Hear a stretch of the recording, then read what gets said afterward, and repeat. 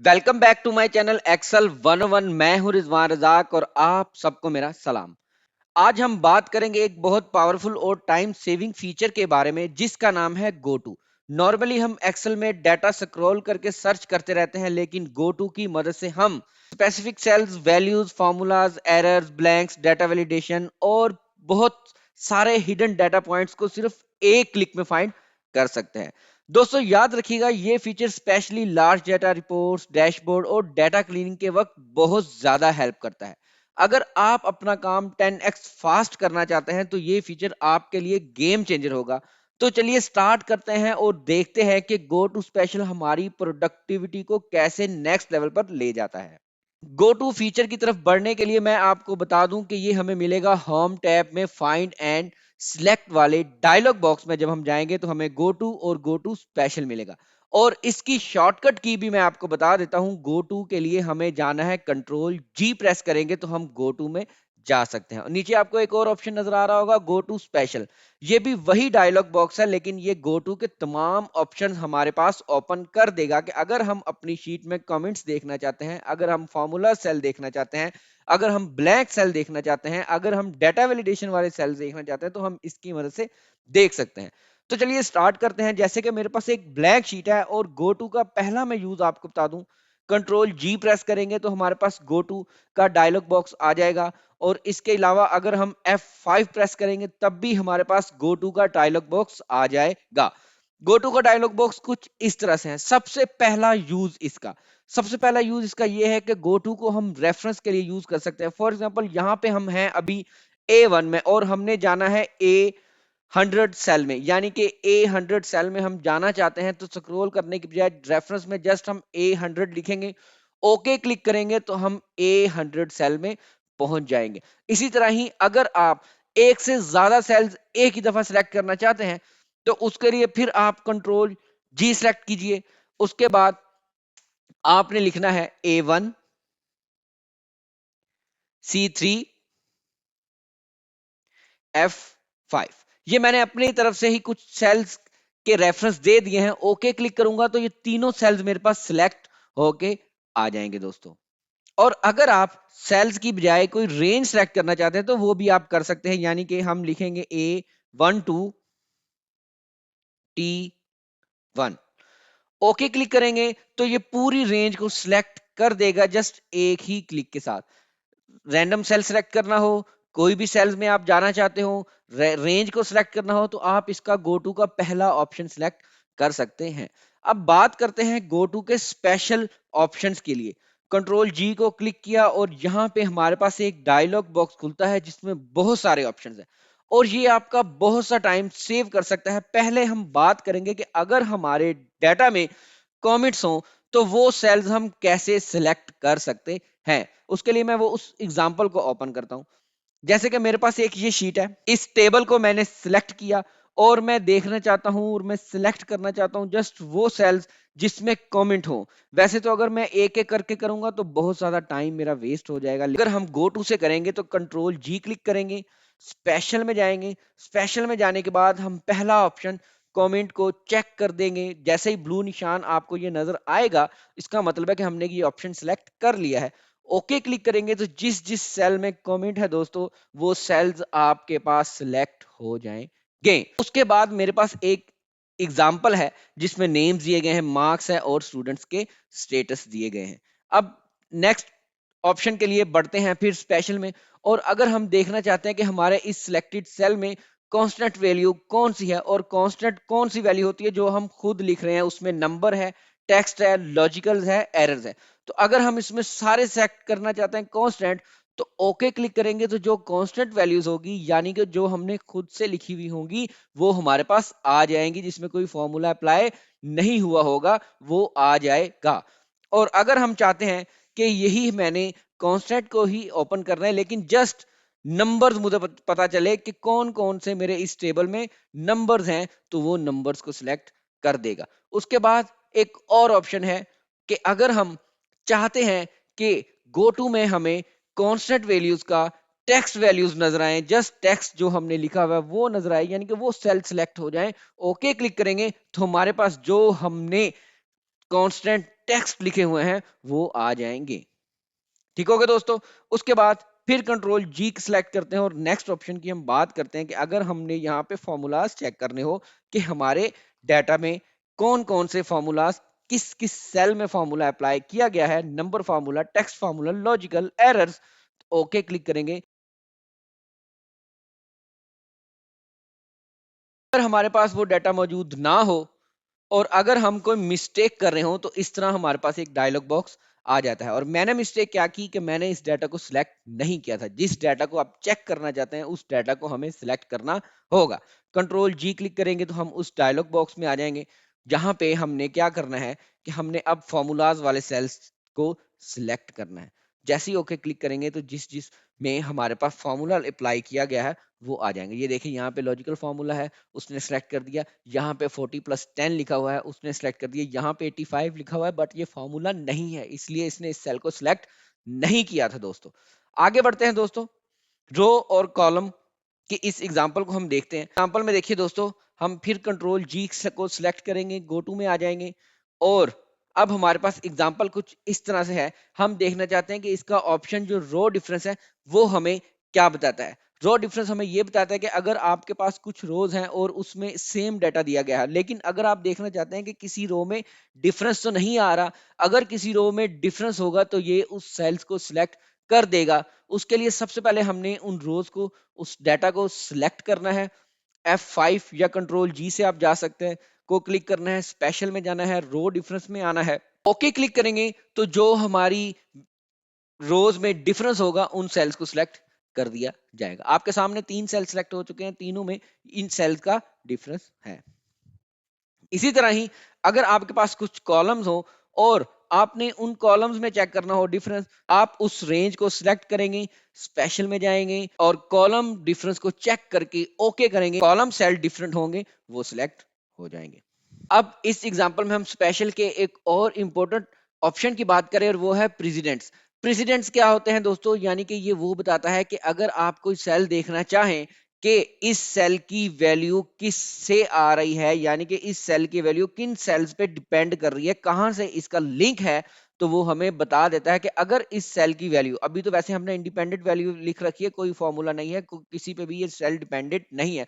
तो अब मैं अगर ओके क्लिक करूंगा तो मुझे बताएगा कि ये जो आपका कॉलम है, ये जो आपका सेल है जिसकी वैल्यू 10 है, ये एक इंडिपेंडेंट है, इसकी वैल्यू किसी पे भी डिपेंड नहीं करती, ये एक आजाद सेल है। लेकिन अगर मैं इसकी बात करूंगा कि मुझे ये देखना है कि इसकी वैल्यूज किन सेल्स पे डिपेंड करती है, तो मैं प्रेसिडेंट में जाऊंगा, डायरेक्ट ओनली को क्लिक करूंगा, ओके प्रेस करूंगा, तो देखिएगा जो दो वैल्यूज मैंने सम की थी उन दोनों सेल्स को इसने सिलेक्ट कर दिया। उसके बाद अगर मैं देखना चाहूं कि ये जो 60 मेरे पास आ गया है, I3 में जो मेरे पास वैल्यू है ये किस पे डिपेंड करती है, इसकी वैल्यू की बेस क्या है, तो अगर मैं जस्ट एक सेल ही चेक करना चाहता हूं तो मैं उसके लिए लिखूंगा डायरेक्ट ओनली।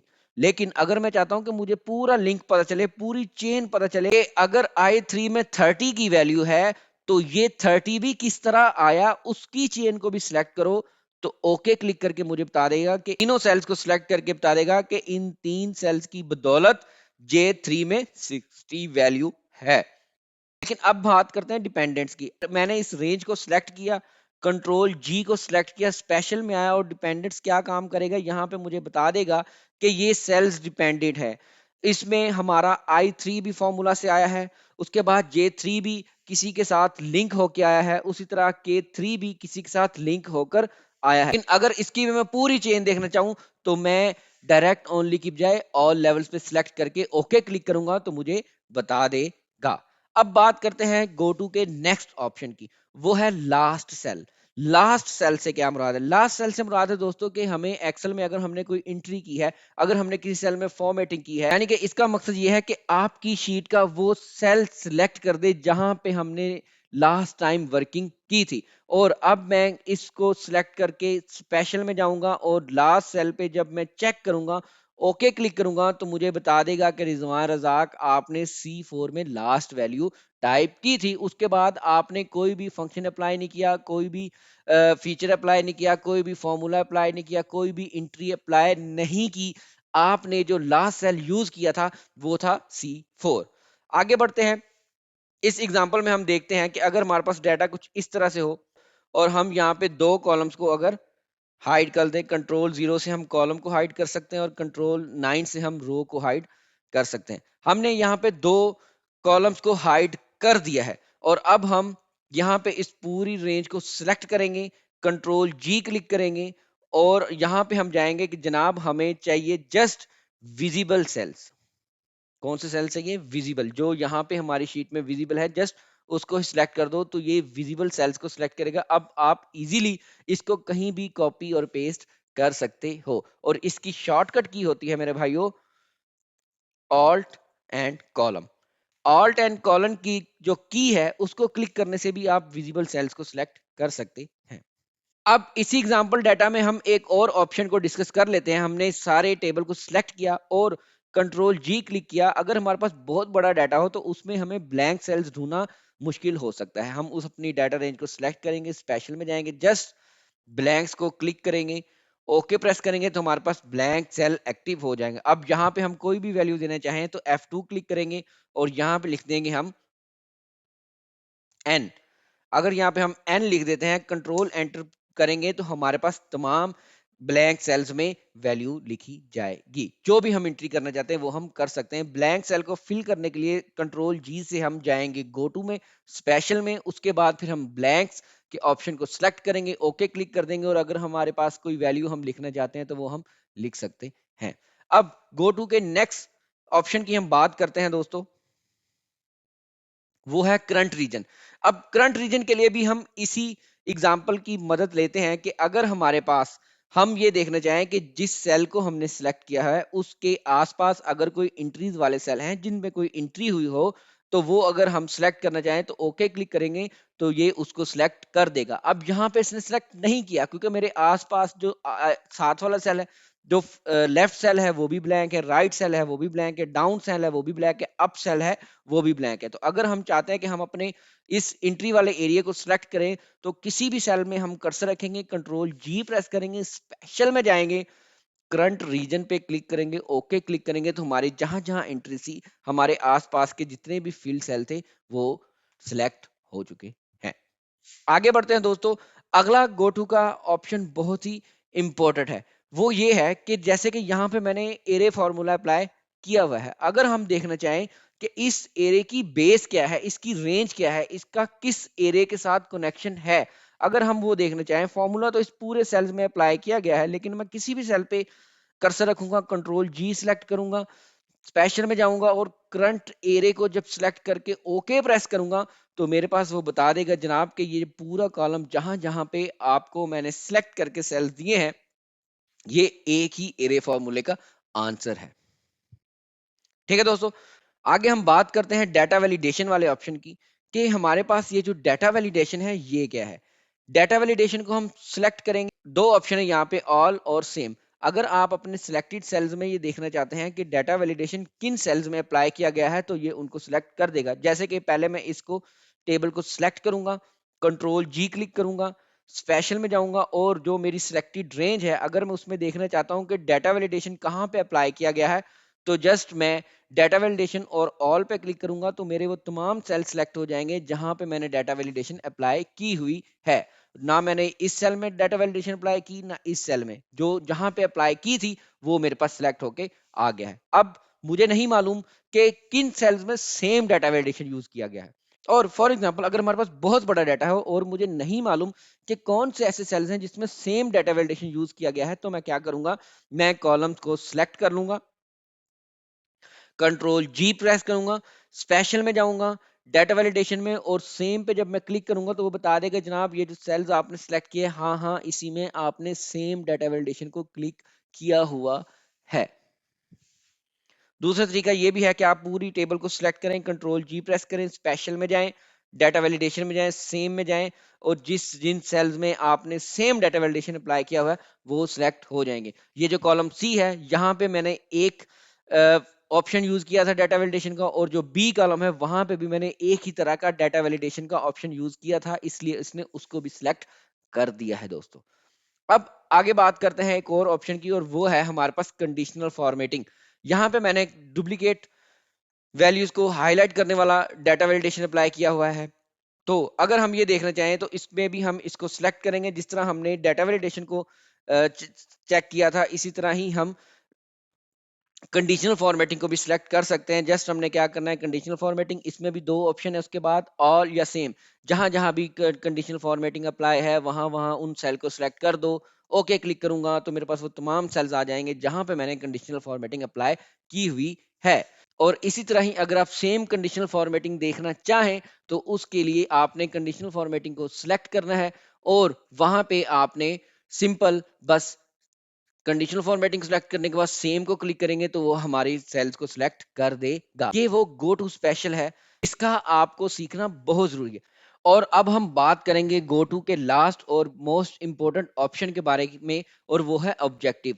अगर हमारे पास कोई डैशबोर्ड हो जिसमें हमने शेप्स भी अप्लाई कर रखी हो, चार्ट्स भी अप्लाई कर रखे हो, कोई आइकन्स भी लगा रखे हो, और अगर हम उसको एक ही दफा में सिलेक्ट करना चाहें तो उसके लिए भी हमने घबराना नहीं है। उसके लिए भी हम कंट्रोल जी को सिलेक्ट करेंगे और उसके बाद स्पेशल टैब में जाएंगे और यहाँ पे हम जस्ट ऑब्जेक्टिव को सिलेक्ट करके ओके क्लिक करेंगे तो हमारी शीट में जितनी भी शेप्स होंगी, जितने भी आइकन्स होंगे, वो एक ही दफा में सिलेक्ट होके आ जाएंगे। तो अब हम उनके साथ जो भी एक्शन करना चाहते हैं कर सकते हैं दोस्तों।